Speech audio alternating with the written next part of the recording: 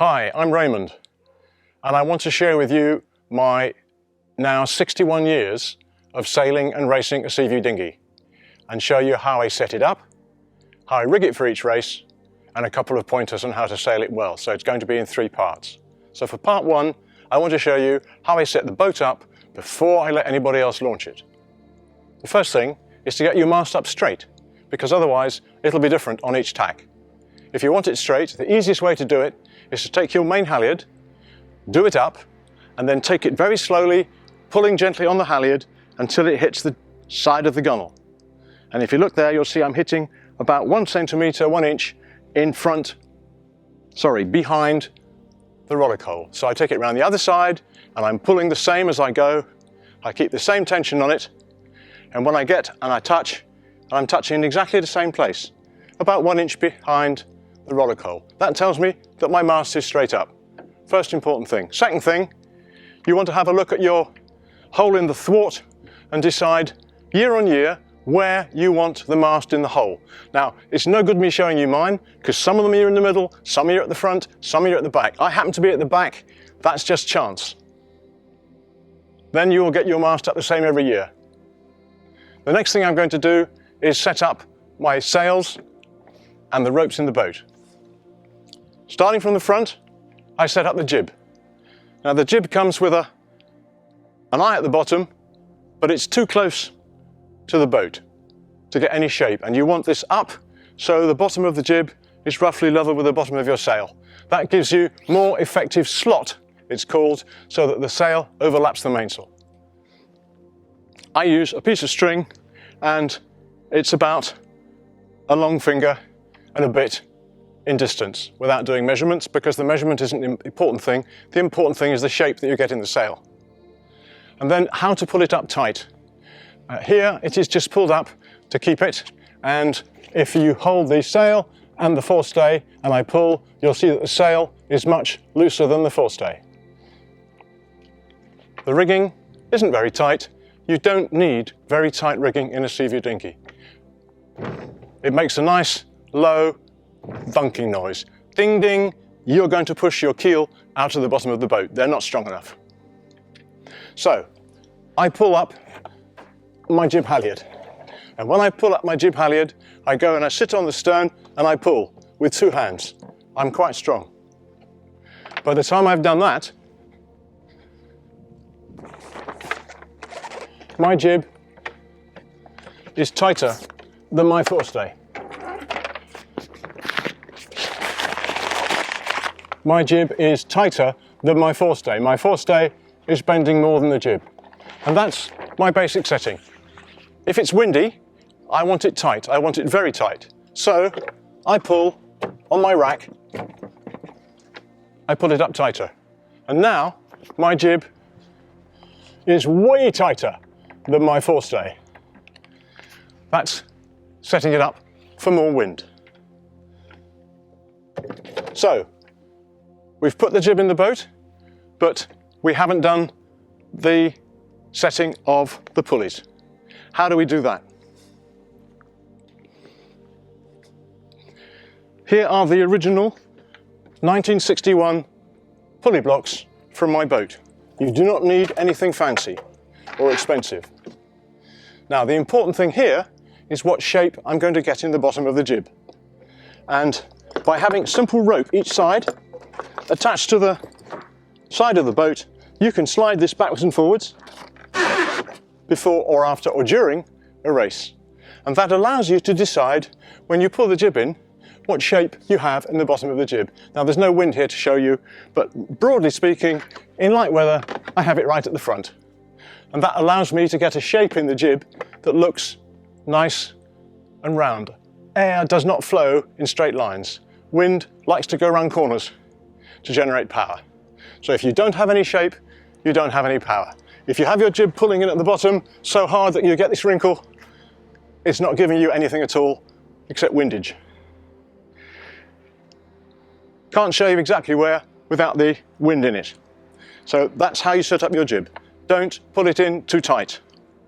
Every single rope on the boat that you have to adjust in my boat is calibrated. So here, on my jib sheet, I have a black mark. So that when I pull my jib in and I work out where I want it for today, I can see where the black mark is. So I know when I go on my first tack, I look and see that I've got a nice shape in the bottom. In light wind, I want more shape than in heavy wind. If I move it back, I don't know if you can see, but that makes it flat at the bottom. It goes flat. That's for heavy wind. So in light wind,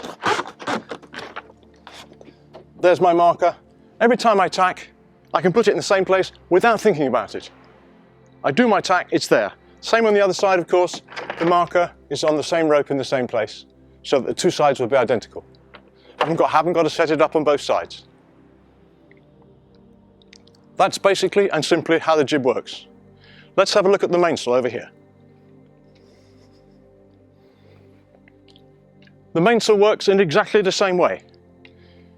Broadly speaking, light wind, pull up everything lightly. Heavy wind, pull up everything tightly. Very simple mnemonic. So,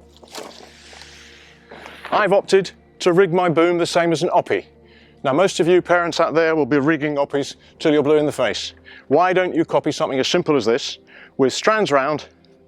Because if you have a lacing all the way around, it tends to pull the boom down, the sail down tight against the boom, and if it lets it go in some places but not in others. If you have it like this, then the bottom of the sail, you can see, it flows round the boom. It flows very nicely and it's not caught anywhere.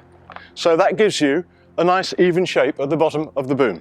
However, you do need to have it held down very tightly at the main sheet end. So there it is, you can't get your fingernail between the sail and the boom. That keeps the boom away from your head, quite important. And then as far as pulling in and out, you can adjust it, again, just like the jib. In light wind, you want to have some shape in the sail.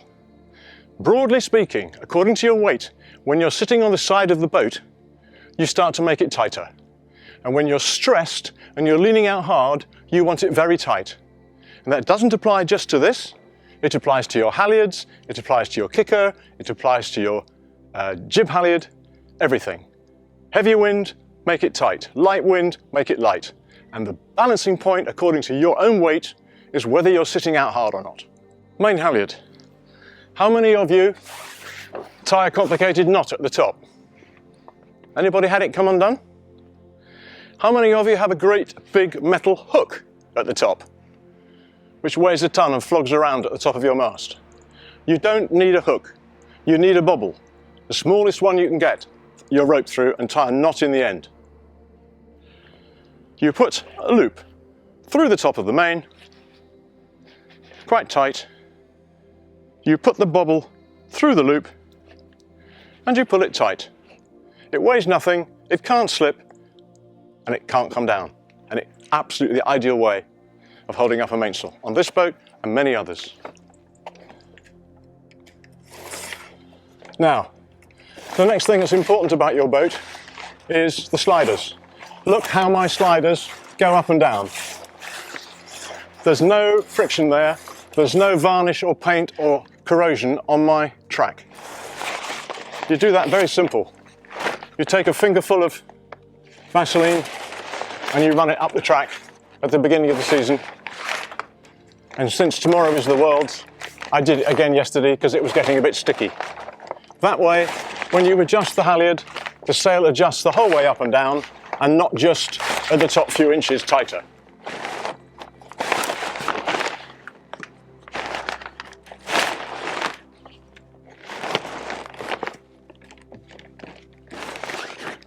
So there's my main ready to go up.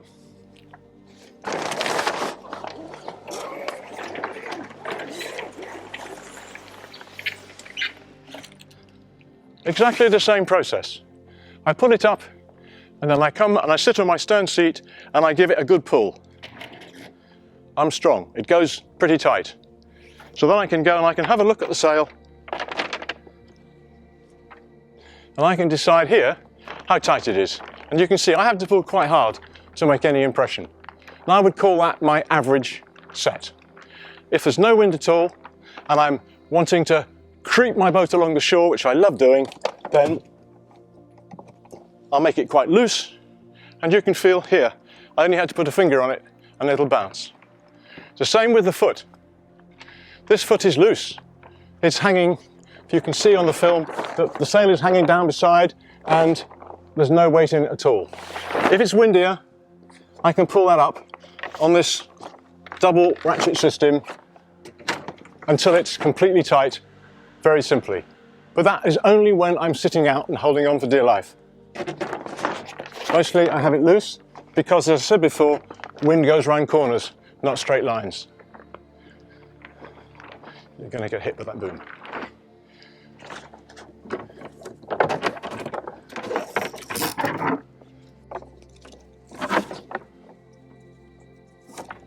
So, we've done the mainsail setup. Now, let's have a quick look inside the boat.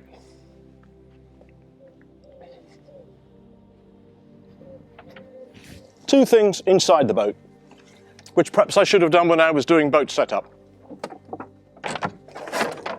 You put your oars inside the boat. How many of you have your oars like that? How many of you have fallen over and tripped on your oars or got in the way when you are tacking? Because believe me, you put them there, they are completely in the way. Very simple solution. High technology. A bit of elastic attached to the seat in a loop. Put the oar in it, pull it forwards, and the oar never appears in your sailing area. Same with the ropes. All these ropes lying here, they're going to be in the way. Make a loop, put them around the halyard, and put them out of the way. And the mainsail, that's where I keep my bucket. So I make a bundle, and I get my bucket. Anybody else seen a bucket like this? Square bucket? Well, if you want to bail your boat, and you've got lots of water in, what good is a round bucket? If you have a square bucket, it fits along the bottom of the boat and picks up all the water. Get a square bucket. Because also, it fits under the seat. Most buckets don't. Take your rope, put it in the bucket, get rid of the tail. That gives you a tidy boat for sailing in. So what else do you need when you're sailing to make life more comfortable? Well, once this year, I was on my way out to the start, and there was this gentle plopping noise, and the piece of shackle fell out, the pin fell out of my shackle, and I was left with no mainsail attached.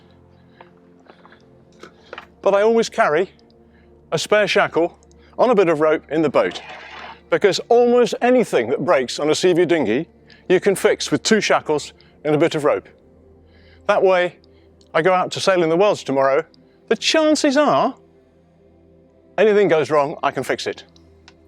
Because I also have a pair of pliers and some sticky tape, and my pen for marking ropes, and a spare course pencil, and some Vaseline for the halyards. So that lives under the back all summer in a bag. The other thing that people get happening to them is when they jibe, they have their rudder in, of course, with a tiller, and you have this great big metal pin that goes through and has a nice big chunk sticking out the other side. So just occasionally, once or twice a year, you'll jibe and it gets stuck on the chunk sticking out the other side. Can be quite disastrous in heavy wind. You could even go for a swim. So what do? You get rid of this nasty piece of metal. You take a piece of ordinary rope, you make it a bit stiff, dip it in some varnish, and that'll hold your rudder in just as well as any hard, heavy pin.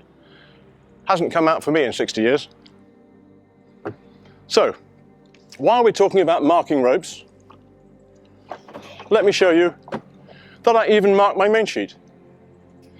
Now, one of the key things that you have to do before the start of any race is to try and work out which end of the start line you'd like to be. There are several ways of doing that, and some people like to go head to wind on the start line, and then as they get across the start line head to wind, they look down each side of the boat and decide which end of the line is upwind. Well, Our start lines are pretty busy, there's lots of boats on them, and if it's rough, you can't stay head to wind in a sea dinghy more than about 2 seconds, and you're never quite sure where it's head to wind because the boom's flopping around. So, it doesn't take very long to work out when you are sailing along once that there is a certain point on your sail setting which, when you tack and go the other way, exactly cross the wind, the main sheet doesn't need any adjusting. So you have to spend a bit of time experimenting on that. But when you get it, have a look at your main sheet and mine, and if you look very closely near the block, there's a black mark. I have black marks on everything, I told you. So I know that when that black mark is there, and my sail is perfectly setting, I'm going exactly across the wind. And lo and behold, if I go down the start line the other way, and my boom's out the other side, and the mark's in the same place, that start line is exactly square. And if it's pulled in, beyond, that shows I'm going upwind, and that is the direction I want to be going at that end of the line when the start comes. Generally. You've got to think about the tide and the other competitors and all sorts of other rubbish, but that's a good way and an easy way without being technical and trying to go head to wind on the start line. Then, of course, you've got to know where the start line is. And that's a challenge that all of us face every day. Not always easy.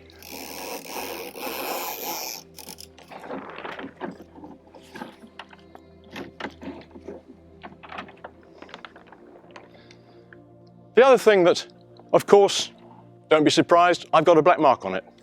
It's my kicker. Perfectly ordinary kicker.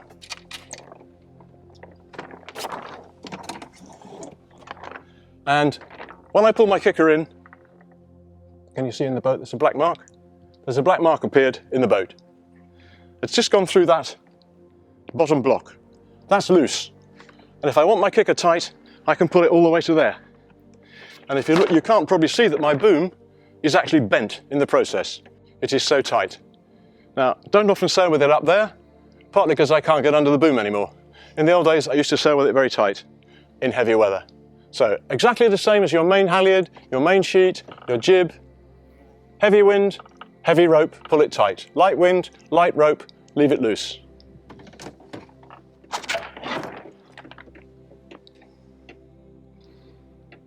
That pretty much covers setting up the boat. I've chosen to put my jib tails on the side of the boat because otherwise, when you're sailing along, you have to reach in down here in the floor somewhere to find it, whereas I can sit on the side and I can adjust my jib without getting in and out of the boat. Now, I shouldn't be trying to teach you about how to sail the right course because I have a reputation for getting it wrong. But there's 2 ways to do it. First of all, equip yourself with China graph pencils. 2 of them. If you put them in your pocket, they'll get broken in a moment. So I have wrapped a bit of furry tape around the pencil, and I've put the hook and loop part on the boat, sticky, and I always have a pencil when I'm sitting that I can reach without going anywhere, 1 on each side. Now, I have a piece of Fablon on the front that you can get in W.H. Smith. So if I'm sitting on this side and I'm going along and the compass says 360, and then all of a sudden I look at it and the compass says 350, I'll write down 350, and that becomes my best port course. If it goes back to 360, that probably tells me I'm on a header and I need to tack. So I do a nice tack, very smooth, I go around the other side, and I come on this side, 360, 90, and I'm on this side, it's going to say another number, which I can't calculate in my head right now. And I'll write the number down here, probably 270. It'll be about 270. So 270 is my standard direction. Standard direction, suddenly it goes down. It's 260 or 250. Quick, that's a header. Take the tack and work your way up the beat, trying to stay on the ladders, not the snakes. And believe me, that sounds straightforward, but after 61 years, it's not. So that the importance of having a compass or a tic tac, because I mean, I don't have one, and a lot of people I don't think have one either. So maybe. if you have one, you have that extra advantage. If you don't, the only thing you can do is look at the horizon and see if you suddenly pointing one side or the other of where you were pointing, and then you can say, is that a header or is it a freer? Some people manage quite well like that. I look at the horizon constantly to tell me, am I making marks? What is my direction? It's a quick reference.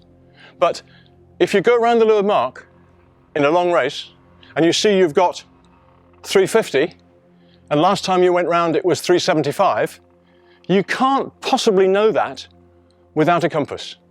And you can then decide what you do. You probably would tack straight away onto what is now a freer, but there are other things that you're going to worry about as well. But without that information, you don't have the basis to make the decision. And the tactic's very expensive. You don't need a tactic. It has a calculation system in it that can tell you all sorts of stuff I've never used. I just use the numbers. I also use the timer, because then when you're sitting in the boat looking forwards at the start line, your clock is in your line of vision. Now, you young guys, that's not a problem. You can look down at your watch and you can focus on it. My eyes don't focus too well down there. I have to look over there to get focus. So if I'm doing that for that long, I could be anywhere and then somebody could run into me. So I don't want to look down, I want to look forwards all the time. Keep my line of vision forwards. I can look at the clock and the start line and the buoy and everything else all in one field of vision. Again, it's a big investment, a couple of £100. And they don't last very long, maybe 3 or 4 or 5 years. I think that's probably my whole story. We all have toe straps. You need a nice solid toe strap. It has to be your sort of length. The longer your legs, the longer you can try and sit out. Mine is lying on the floor of the boat. I have to get my toe under there or I miss it. And I have a nice loose one because I'm quite fit still and I can sit my body right out just above my knees on the side of the boat. If you have it too tight, you can't sit out. Any questions? That's great. How often should the bottom of the boat be maintained? I repaint mine every year. I use anti-foul. I was one of the first boats to use anti-foul because everybody said it was no good and you couldn't win a race with anti-foul, so I switched to try and lead the fleet, and I'm very happy that the fleet has followed, and now 90% of boats have anti-foul. If you want to crawl underneath and have a look, the anti-foul has been wiped with a sponge once this year, about 3 weeks ago, and there's not a sign of weed on it. So it's a good product. Make sure you've got a good product, but you have to put it on fresh every year, which is a quick rub down and one coat. Not a big deal. So when you're sailing, when you're going upwind, where are you actually generally looking? I'm looking at my jib. I'm looking at my woolies. I live on my woolies. I'm watching my woolies. I want my woolies to be flying. And then I want them just to dip occasionally, and I want them flying, dip occasionally, flying. That's my direction. And you've got to, I totally focused on that shape, which you see now there's a touch of wind, it's a good shape. That's the sort of shape I want in a jib. The air will flow around it nicely. So that will give me some flow over these buoys. If they're not flying, I'm not going in the right direction. You can't see the outside ones in this light, but if the outside ones are flying and the inside ones are flying, that's perfect. If the inside ones are fluttering around or dropping, you're pinching. Pinching is a serious mistake. It doesn't make you go any higher, it makes you go slower. If the outside ones are flopping around, you're not on the wind, you've got a luff. And believe me, that takes 90% of my concentration. The other percentage is on what's happening to my bows. I do not want to go flop into a wave. I want to keep my boat pointing downhill. That's a trite thing to say, it's very hard to achieve, but what you don't want is to bounce into waves, especially in all these northerly winds we've had or when it's westerly strong. You don't want to bounce into the waves, you want to steer around them, especially downwind, steer around the waves. Not easy, but a good thing to do. Where am I sitting? I'm sitting with the side of my thigh against the rudder. I can't really sit on that, it's jolly uncomfortable, but my general sitting point is with the side of my thigh on there. And that means that my weight is as far forward as I can get it, and I have a very long tiller extension, so that when I'm sitting out there, I can reach my tiller extension. My tiller is probably the maximum length that's allowed in the dinghies as well, which is longer than the standard one that comes with the boat. And I have a little clip for it that keeps it out of the way when I don't want it. Sitting downwind is the most uncomfortable thing you'll do in your life, because you have to spread your body in too many directions. The first thing you've got to do in light wind is get your foot holding the kicker, which is not too tight, to hold the boom out. The second thing is you've got to steer with the extension. The third thing is you have to have control of the main sheet. The last thing is that you want to sail your jib. So you're sitting with the centerboard right up, pulling the spare jib sheet through like this. Think flying angel. And if you don't get cramp after a couple of minutes, you're very, very fit. And after a long run, it's very hard to move. But that is the going downwind place. And what you're doing there is constantly moving your body back and forwards to keep the boat level. You don't want the boat rolling on top of you. You don't want the boat heeling. And the other thing is when you hit a wave, you don't want it to be bouncing. So I'm constantly steering my boat downwind to try and stop the bows burying into a wave. Because if you can steer downhill, you'll go faster. And if you get onto a wave, you either have to luff a little bit, bear away a little bit, so you don't bury into the next one and stop you. Now, Ben Ainslie taught the world how to bear away and go by the lead down a wave. Nobody had done it before, and it's an exhilarating feeling if you can do it without jibing. So when you get a wave, if you want to luff, there's something in the way. You can't, so you bear away down the wave, the boat leans frantically towards you, and you bring it back again before you jibe, and hold onto your foot. Great manoeuvre, good for speed, don't try it without practice. Downwind. That's great. And then I often see your generation being able to sit in and being able to just do their fly their jib from inside the boat. So I do it exactly how you do it, but then some people are doing something like that. I wasn't going to tell you about that. There you go. I have a crew member who holds my jib for me downwind. Here he is. He's hiding under the rollock there. I have a crew member who will hold my jib for me downwind, and of course there's any wind, that holds it very nicely out there. Very good. So I don't have to do this very difficult position too often. And then, okay, so granted we're in the garden, but if we're on the water, the wind's obviously going to be pulling. The wind's pulling that away. Right. So, perfect. So you are then on the inside, just holding it. No, you can't go any further. It's gone tight. Oh, it's gone tight. Maximum length of sheet. Okay. And that's the important thing to point out. Maximum length of sheet. The sheet is adjusted so that when it's sailing downwind, goose-winged, without anything done up, it's the maximum length of sheet. Brilliant. It's not brilliant, it's simple. Yeah, it's brilliantly simple. Yeah. All the best things are simple. Yeah. Great. That's awesome. Thank you so much. Now, there's what missed. Got one more? I've got one more small thing for you, which I forgot to mention. I'll come around this side and I'll show you where my anchor is, because I just noticed it there. Most people, when you have your boat rigged for you, the anchor and all the ropes are sitting up here, right in the front, out of the way. And that means that every time you hit a wave or you change tack, you have this huge 2, 3, 4 kilo plus the rope weight wet inertia sitting in your bows. And when you're bouncing on a wave, you have 2, 3, 4 kilos of weight forcing you down into the wave. You don't want that.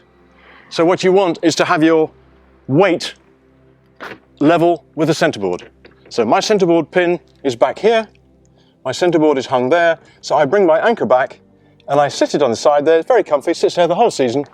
If I want it out, I just throw it out. It doesn't happen very often, once or twice a year, if that. And also my tow rope is there, and I think everybody now has on their mooring strop a little hook, a grab hook, so that you can have this way back down the boat over there, so when you come alongside your buoy you don't have to go anywhere, because I'm not very good at getting in front of the mast these days.